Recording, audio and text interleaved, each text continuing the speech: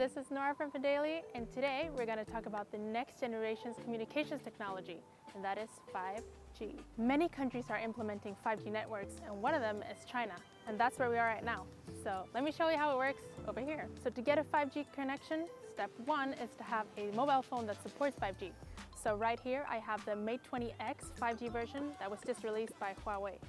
This is the only commercial mobile phone in the world that supports both standalone and non-standalone 5G modes. For those of you who are unfamiliar, non-standalone just refers to 5G networks that are supported by existing 4G infrastructures. You can say they kind of use 4G as a crutch, while standalone is just pure 5G networks. Some places might support standalone, whereas others support non-standalone, but you don't have to worry about that with this phone. Step two, you need a SIM card that supports 5G. We've used the China Unicom 5G SIM card and we already put it inside the phone. Step three, you need to go somewhere where there's a 5G signal. And I happen to know the best place in Beijing. It's the Beijing Financial Street. So let's go.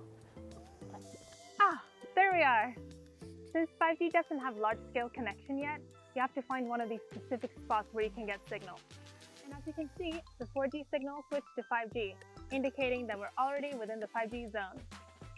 So let's see what this 5G network is about, shall we? First of all, let's see what speed the 5G network can reach, and I'll show you the 4G speed for comparison. So as you can see, the download speed reaches about 850 Mbps, and the upload speed can reach about 76.5 Mbps. Not bad. And if we turn off the 5G, we can see that the 4G speed here is 149 Mbps and the upload speed is 39.9 Mbps. So we can see that the download speed of 5G is almost 6 times higher than that of 4G.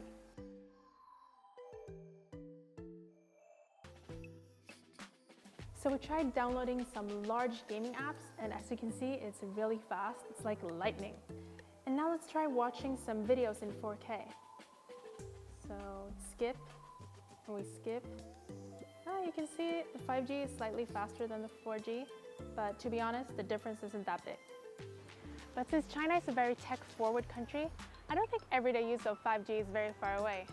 Soon we'll be able to see the full potential of things like virtual reality. I mean, just imagine the possibilities. And since 5G makes it so there's no delay or no lag, we can experience things like multiplayer VR games, remote surgery, and you can go to concerts or sports events without actually having to go there physically.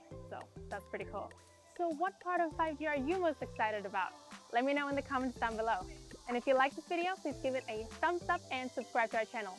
I'm Nora from Fidelity, and I'll see you guys next time.